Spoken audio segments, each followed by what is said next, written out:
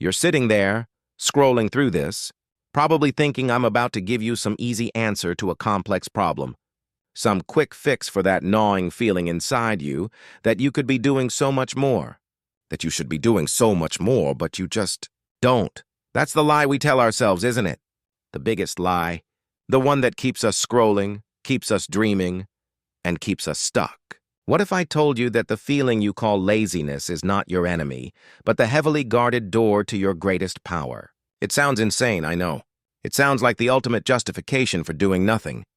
But I swear to you it is the single most terrifying, disruptive truth I have ever encountered, and it came from the most unlikely, profound source, the psychology of Carl Jung.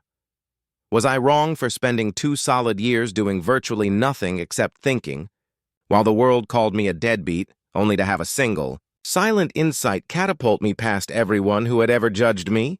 Tell me if you would have done the same thing, because I honestly still don't know the answer. I first heard the phrase, or at least my own interpretation of it, when I was at my absolute lowest point, drowning in what I called the Great Stagnation. I was 26 years old, living in a cramped, perpetually dusty apartment with 3 other people who, bless their hearts, seemed to thrive on the kind of manic, low-level productivity that made me feel physically ill. One was a graphic designer who was constantly hustling on Fiverr, proudly showing off his 18-hour days for $50 logos. Another was an aspiring musician who spent all his waking hours networking, attending open mics and performing what I honestly thought was mediocre acoustic folk. And then there was Sarah. Sarah was the worst, the one who truly weaponized the grind. She was a marketing analyst, and her morning routine was the stuff of legend.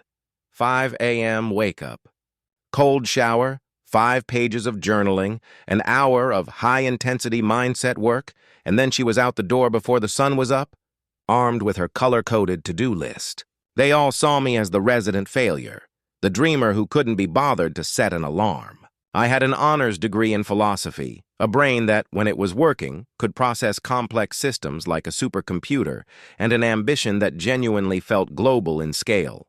I wanted to build something that fundamentally changed how people interacted with information, a concept so vast and intricate it would take a decade just to sketch out the blueprint.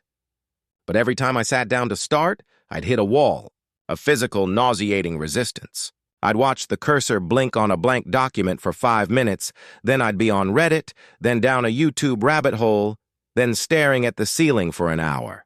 My roommates, in their endless petty superiority, would leave passive-aggressive notes about dirty dishes and my lack of initiative. Sarah once told me, with that sickeningly sweet pity in her voice, "Mike, you just need a better system. Have you tried the Pomodoro technique? Discipline is just choosing between what you want now and what you want most." And I would smile and nod, hating myself, hating the world, and hating her perfect, manicured discipline even more. The thing is, they were right, on the surface. I was lazy. I wasn't doing the work. But the ambition, the vision was so powerful it felt like a physical ache in my chest. I couldn't reconcile the two. The mind that saw the top of the mountain and the body that couldn't be bothered to tie its hiking boots. That's when I stumbled across a stray line in an old essay about Jung. It wasn't even a direct quote, but an interpretation of his work on the shadow and potential. The author posited that for the truly ambitious mind, laziness is often a subconscious defense mechanism protecting a project so vast that the conscious, ego-driven self knows it cannot be executed by conventional means. It was a blinding flash of insight. It wasn't that I was lazy.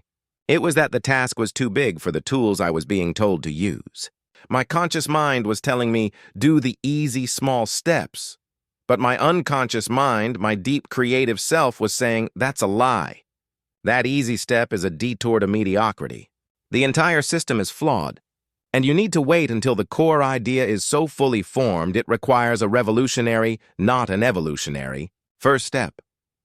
I saw my inability to follow a rigid schedule not as a moral failing, but as a rejection of a flawed system. I was rejecting the idea that constant visible activity equals progress. I was potential rebelling against performance. It was a massive, dangerous idea, and I decided to lean into it. I decided to stop trying to be Sarah and start trying to understand the lazy, ambitious man Jung seemed to be hinting at. I quit my part-time dead-end job, the one that paid the bare minimum of my rent, and announced to my roommates that I was dedicating myself fully to my process. The looks on their faces were priceless, a mixture of outrage and profound, self-satisfied superiority. I remember Sarah saying, "I hope your process pays the utility bill, Mike." Over the next 2 years, I embraced what I called my strategic inertia. I didn't get a new job. I didn't apply for grants. I ate a lot of ramen, survived on the absolute minimum, and became the king of the silent, reflective hour.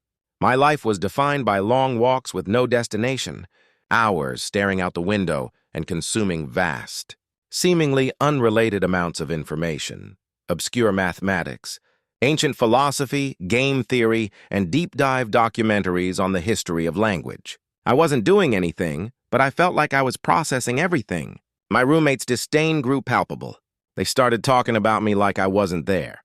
"He's just depressed," the musician would sigh. "He had so much potential, it's a shame," the graphic designer would murmur. Sarah, ever the most cutting, started calling me the Oracle because I would occasionally drop a profound, out-of-the-blue observation, only to immediately return to my lazy state. They saw me as a cautionary tale. I saw them as hamsters on a wheel, generating tremendous heat but making no forward progress on their real dreams. The graphic designer was still doing $50 logos. The musician was still playing for 3 people in smoky bars. And Sarah was still optimizing someone else's bottom line, one soul-crushing spreadsheet at a time. They were busy, but they were not free. I was free, but I was terrifyingly financially insecure. The pressure was immense. My parents were calling. My savings were dwindling. The temptation to just get a real job and start hustling was a daily, painful siren song. It felt like I was in a psychological pressure cooker, waiting for something to either explode or coalesce. I was standing on the precipice of ruin, believing that the deeper I sank into this period of seemingly unproductive reflection, the more powerful the inevitable breakthrough would be. I was betting everything, my reputation, my finances, my sanity, on a cryptic psychological principle. So that's the situation I was in, and I had to make a choice. I had exactly 3 months of rent left. I had a concept, a philosophical architecture for my information project, but not a single line of code, not a single business plan, and nothing I could show a single investor. I had to either fold, admit I was the lazy failure they all thought I was, and get a job, or trust the inertia, trust the long, quiet process, and wait for the explosive, fully formed idea to arrive. Before I tell you what happened next, what the final trigger was that broke the dam, I want you to pause and comment below what you would have done in my shoes. Would you have sacrificed the dream for stability? Or would you have risked total failure by trusting the process of deep internal work? Tell me, because what came next completely changed my life, and I need to know if I was crazy for holding out. The final catalyst was Sarah. Of course it was. She came into the living room one evening, beaming with that self-congratulatory glow of someone who has just crushed it at the office. She was talking on the phone to her mother loudly about how she'd just been given a huge promotion and a massive raise. She hung up and looked right at me, curled up on the couch, staring at the dust motes dancing in a shaft of late-afternoon sun. "Well, Mike," she said, her voice dripping with artificial warmth, "some of us are finally moving up in the world. Maybe this is your sign that you need to stop navel-gazing and start acting." That tiny, sharp, dismissive barb, it hit the exact nerve it was meant to.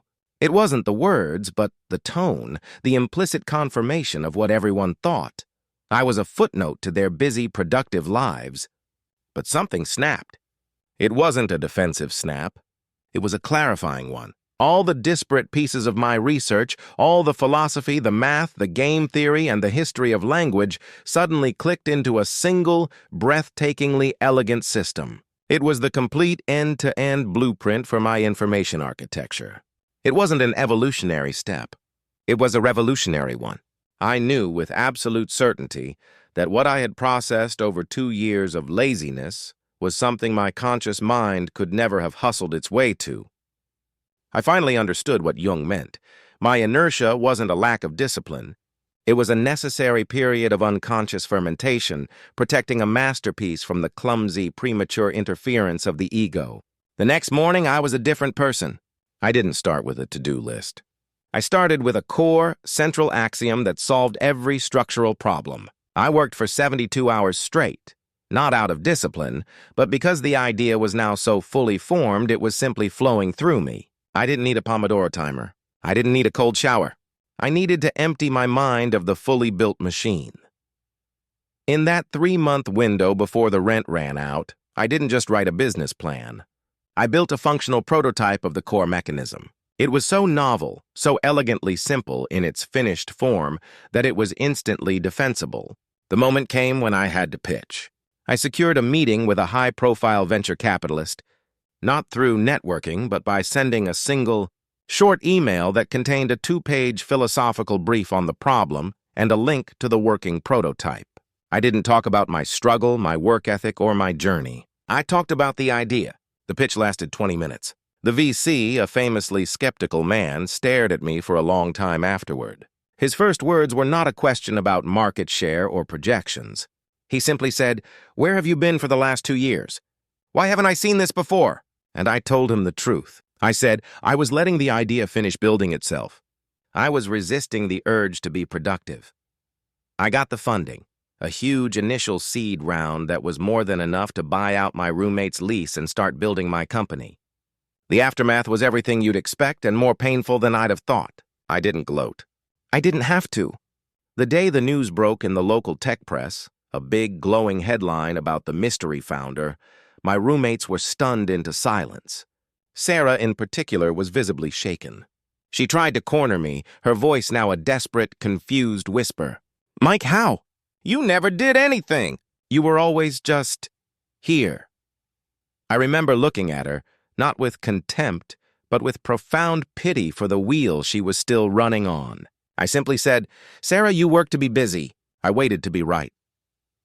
I paid off their entire remaining year of rent on the apartment, not as a gift, but as a final clean break.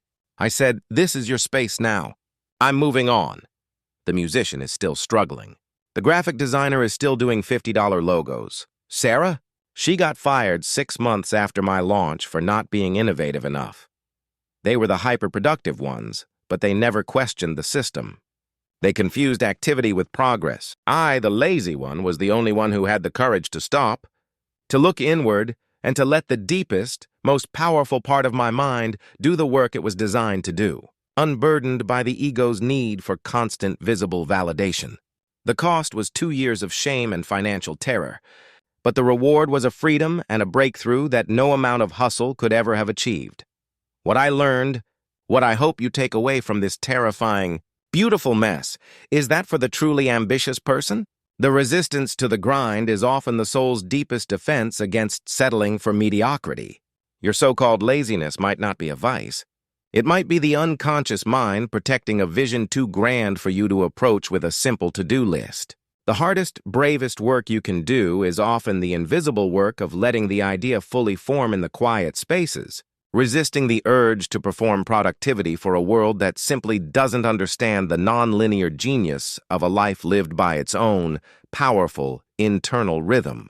Now, I need to know your final thoughts on this whole mess in the comment section below. Be honest, what did you truly think of me? Like this video if you were on my side and believe there's a difference between deep work and busy work, and subscribe for more stories like this that challenge the conventional wisdom about success. I'll see you all in the next story.